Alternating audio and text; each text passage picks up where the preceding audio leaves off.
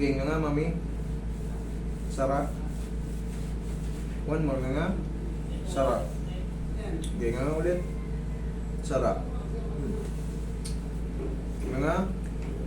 Sarap. Okay, higa.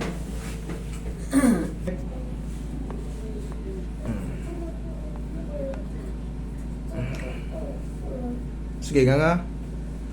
Sarap. Okay, wait lang. Yan lang. Okay, laki. Sarap. Mukhang ayos na. Sige po. Malamang sa hindi naman daw nabigo si mami sa ano eh.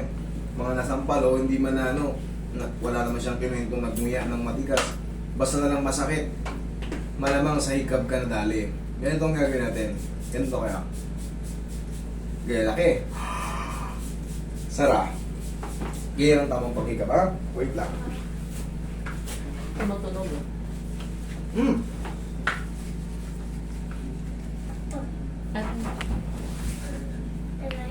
Para maalala niyo yung teacher niyo nung grade 1. Imuti ko muna kayo. Mami, ulit. Paghihikab ha, ulit. Yan ang tamang paghikab ha. Pero siyempre pag babae may poise, di ba? Kahit pa paano. Kahit lakihan nyo ng todo, basta nakadiin ito. Kasi taon na eh. Lumuwag na yan. Maaring pag humikab kayo, baka hindi nyo napansin, nakahiga kayo ng patagilid. Antok na antok kayo, humikab kayo, umadjust ng konti. Ngayon, meron yung tinatawag na mga pterygoid muscle sa loob na nangangawit pag wala sa balance yung joint nyo. Kasi dito, dito masakit po. O ngayon, ngayon, nga. Normal lang nga. Wag lang ganyan. Normal lang. Para, hindi, nga lang, normal lang. Sara. O, masakit pa? Or, mahina na? Or, lalong nadagdagan? O ano? Hindi na. Okay. Wait lang, massage ko na lang ako. Carl, tignan mo kung wala na yun. Yun, no?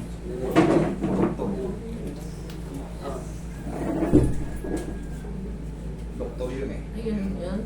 O yung muli lumabas. Doktor yun lumabas. Ha? Yan yun. Doktor yun. Hilo. O, doktor na nga siya. Hindi nagpapakilala pero mayroong logo sa sakin. Pero tsaka sa halata naman sa katauhan eh. Kaya may pupitawan sa kanuan. May bodyguard. Ito naman, Ito po, ito. kailan pa to sumasakit? Pero parang ano po yun, natukod niya yung bigla Siyempre, sa natuwag.